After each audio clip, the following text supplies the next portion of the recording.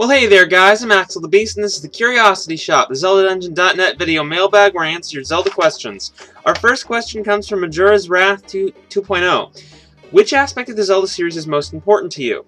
Well, the thing is I think with Zelda, it's not really just one thing. I don't think there's too many people who would say that they play Zelda just because of one really specific reason, like one little thing that they play the series for.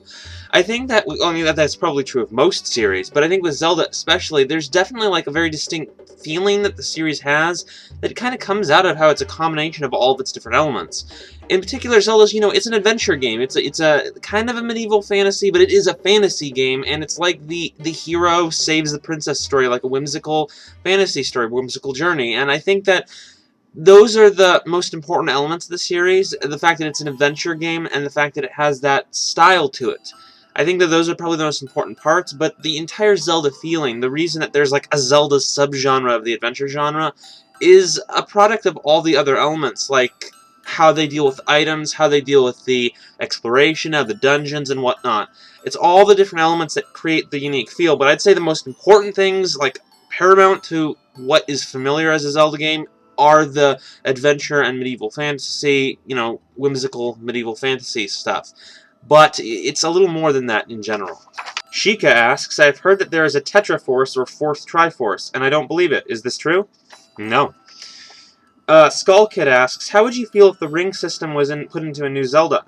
I thought the Rings in Oracle of Ages and Seasons was great, and it still has more potential. What are your thoughts? I actually really liked the ring system as well. I thought it was great how it had all these different like extra abilities and accessories and whatnot that you could have on Link, and I definitely would like to see it again. I think that that's it's adds a lot more of the character building and the customization of the game and the collection element of the game to be able to do all that and have all these different items to choose from, and it differs from playthrough to playthrough, so it's a really great system.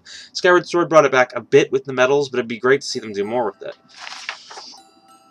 Zorth asks, am I the only one that thinks Zelda should focus more on RPG elements, things like lore, side quests, and lots of customization to Link and his equipment, etc.? Actually, I think that that's definitely something that they could expand on. I mean, like I just mentioned the rings. I think that they should definitely expand the equipment system. I liked the switching equipment in Ocarina of Time. I liked the rings in the Oracle games. I think these are things that they should expand on, as well as, like, the treasure systems in the DS games and in Skyward Sword. And even, like, a well-thought-out upgrade system would be great. But, like, expanding the inventory, yeah. I also think adding some more detail in the world would be beneficial. I mean, Zelda's always supposed to have this little bit of mystery, like not quite sure what happened or how to connect things, but I think that they can still achieve that even while fleshing out the world, and I think the world really does need fleshing out, especially not like in the broad sense across the series, but from game to game, because in each game, it's sometimes, a lot of the Zelda games, it doesn't really feel like you're in a really believable world sometimes, which is, usually fine for a simple, whimsical fantasy game, but they could do more with it without disrupting that whimsical fantasy element, so I think that they could definitely flesh out the world, flesh out the interactions between the characters, yeah. As far as I think there's RPG elements like that they could definitely add that would go along really well with what they have going.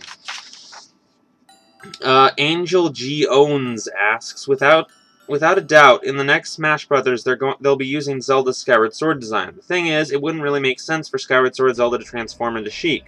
I think Nintendo should make Zelda into a separate character and give Sheik's moveset to Impa. What are your opinions on this? I actually don't think that they should split Zelda up. I mean, I think that's probably going to be an inevitability because, Zelda's not always going to have some kind of counterpart that's ninja-like in every game. So they can't keep that up forever unless Zelda's always going to be Ocarina of Time themed, or they're going to revert her to being Ocarina of Time themed at some point. But I don't think that that's going to be the case with the next one, because I think what they'll actually just do is have Skyward Sword Zelda, and then she can just do a tag team with Impa instead.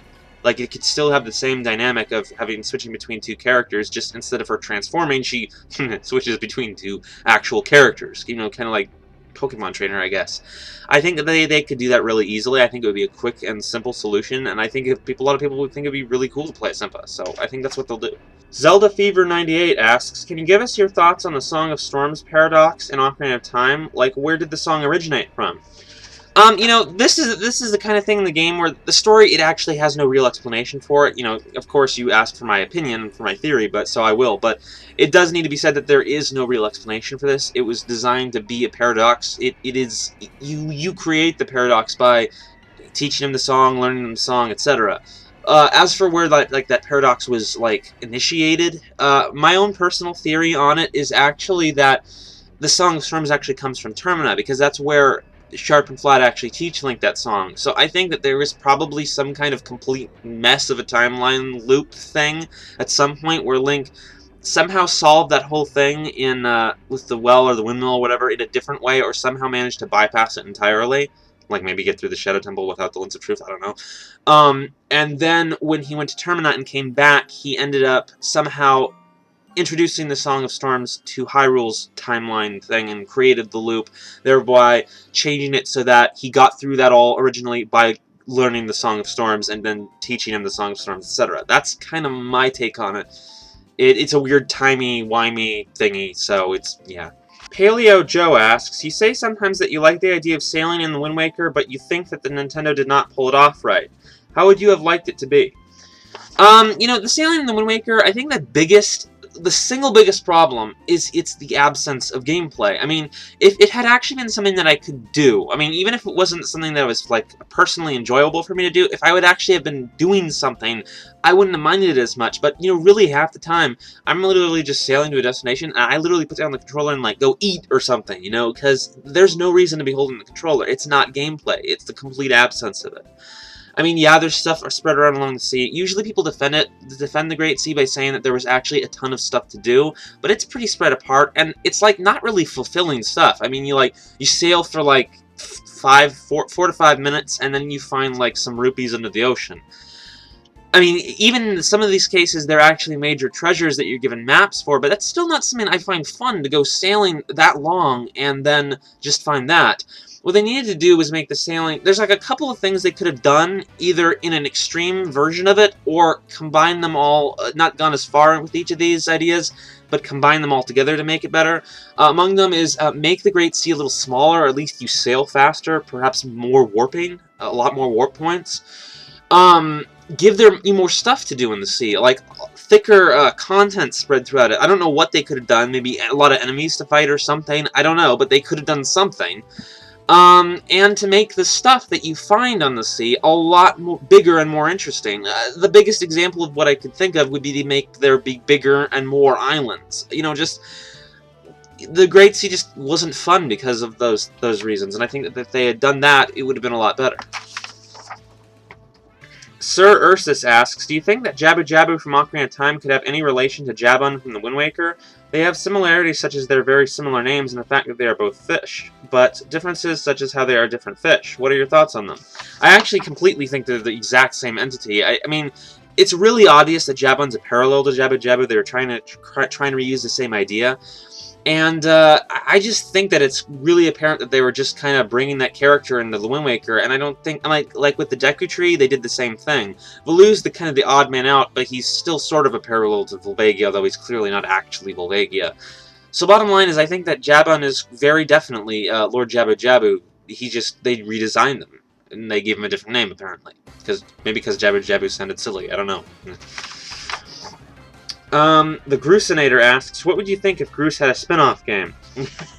I'd probably just crack up and then not stop and die, or something like that. Zelda93 asks, in older Zelda games there are 3 goddesses, but in Skyward Sword there is only a reference to one, Hylia. What is your opinion on this? Well, the opening identifies that there were more deities, specifically old gods, I think is what they said. So they probably created or were the masters of Hylia. And as, beyond that, they actually mention the 3 goddesses' names in the game, so I think that really Hylia is just another example of a lesser deity underneath the goddesses, like the 2 wind frog guys in the Wind Waker, or the Deku Tree, or, Jabu/Jabun, it's just another lesser deity underneath the goddesses. Matt asks, even though Ganondorf is an incarnation of Demise's hatred, is he still his own unique character? Yeah, I think there's definitely room to say he's his own character. I mean, they've definitely designed Demise to be incredibly similar to Ganondorf. They have the same basic personality. But the way he's supposed to become Ganon, or supposed to create Ganon, is really unclear, so there's a lot of room for your own interpretation. I think it's very easy to say that Ganondorf is a real person who's influenced by the Curse of Demise, so he actually is a person. He's just got influence of evil or influence of destiny or whatever involved. There's definitely a lot of ways you can take that whole part of the game, and I think that definitely you can say Ganondorf's his own character. You can also decide that it means he isn't, but that's not how I choose to take it. I don't think that's how Nintendo chooses to take it, especially considering that Ganondorf was probably built as his own character the whole time, and then they threw this in later. Yeah. Last question, Harp of Ages asks, I was playing Mario Kart Wii, and on the Bowser's Castle course I saw that Bowser was spitting out fireballs much like Scaldera in the Earth Temple in Skyward Sword. At first I thought it was a coincidence, but then nearing the end of the track, there were geysers of lava spewing out of the ground, and once they stopped spewing lava, they looked like the holes you dig in with your magma mitts and digging mitts. Any comment?